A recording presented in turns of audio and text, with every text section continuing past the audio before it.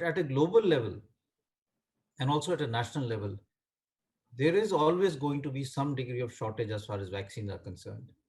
We will never be able to have enough vaccines for more than a billion citizens of our country. And if you're looking at two doses, we're looking at 2 billion doses. Globally, this is not possible. If you look at the vaccination that we've done till now, we have vaccinated the number of people that we vaccinated is more than the population of many countries in Europe combined. So the number of people who have been vaccinated is huge, but it's not that much if you look at the population of our country. And therefore, we will have to have a graded response. Vaccines will be available in large amount, probably in about 2 months' time, because the companies which are making vaccines will start opening up their manufacturing plants. There will be more vaccine doses available. From outside also, we will get vaccine. So both the Covishield, Covaxin, and Sputnik vaccine would be manufactured in India by more and more manufacturing plants. Sputnik is tied up with a number of companies in India to manufacture the vaccine. New plants are being set up both by Bharat Biotech and Serum Institute. And by July, August, we will have a large number of doses available.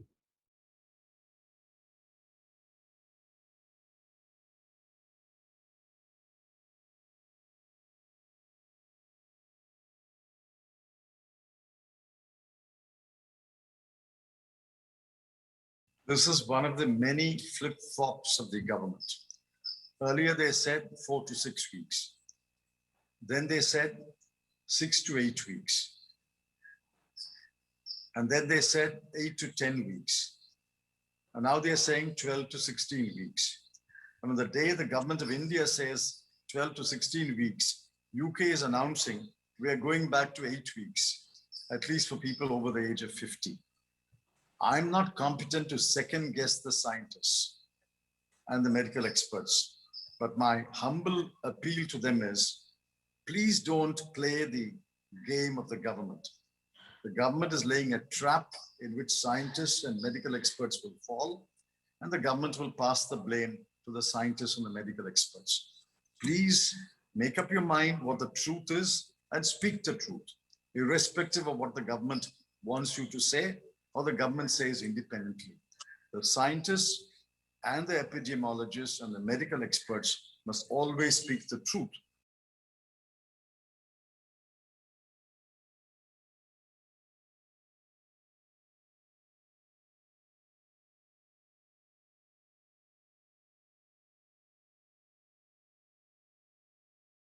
पहली लहर आने के बाद हम सब लोग जरा गफलत में आ गए। क्या जनता, क्या शासन, क्या प्रशासन मालूम था?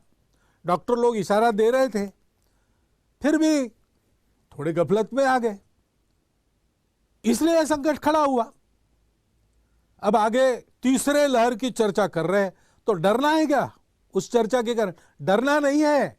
अगर वो आती है तो जैसे चट्टान पर टकराकर सागर की लहर चूर चूर होकर वापस लौटती है, वैसे उस आपत्ति को लौटना पड़े, ऐसी तैयारी हमको करनी है। ये प्रवृत्ति चाहिए, उसकी आवश्यकता है, और उस दृढ़ता के साथ सतत प्रयास हमको करने हैं। समुद्र मंथन के समय कितने ही रत्न निकले,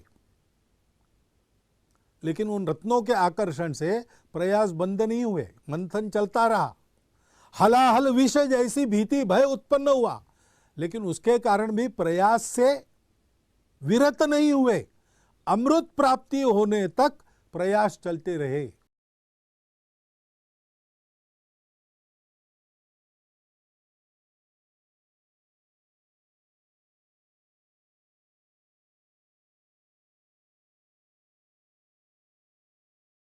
मुख्यमंत्री अरविंद केजरीवाल जी ने कहा कि हमारे पास रिसोर्सेज की चाहे जैसे भी कमी हो, लॉकडाउन की वजह से चाहे जितने भी अब रिसोर्सेज कम आ रहे हों, लेकिन कर्मचारियों के, विशेषकर जो लोग कोरोना के मैनेजमेंट में लगे हैं, उनकी तनख्वाह नहीं रुकनी चाहिए।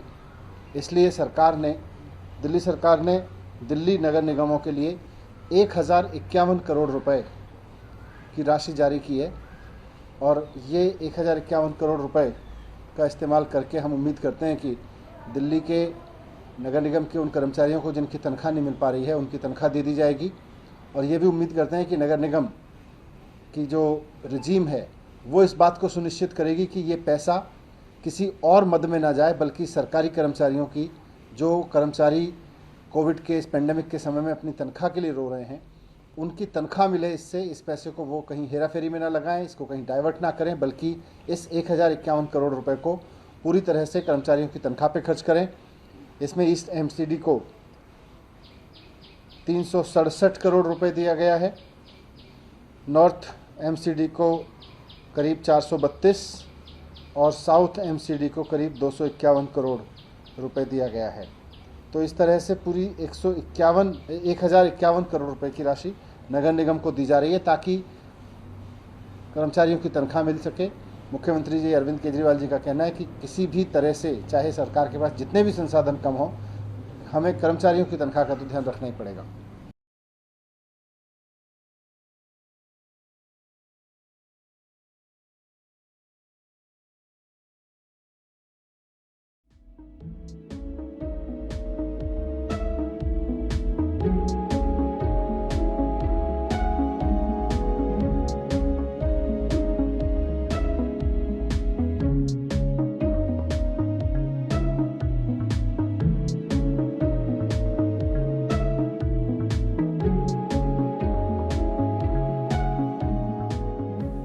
हमने देखा कि जो पिछला सप्ताह था 3 मई से 8 मई के बीच का, इसमें लगातार 4 दिन देश में 4 सक्सेसिव डेज पर 4 लाख से ज़्यादा केसेस आए। और अभी जो प्रेजेंट सप्ताह है, इसमें सौभाग्य से 4 दिन हमारे जो केसेस हैं उनका नंबर तो कम हुआ ही है उसके मुकाबले, लेकिन हमारे केसेस जो रिकवर हुए उनकी संख्या, जो नए केसेस आए वो उनसे ज़्यादा थी।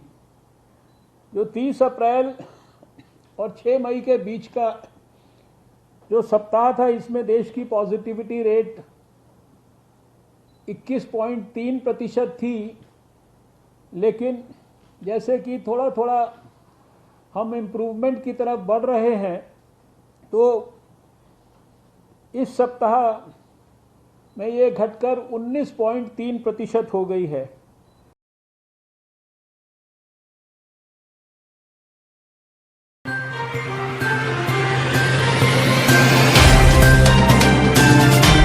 Subscribe now and press the bell icon. Never miss an update.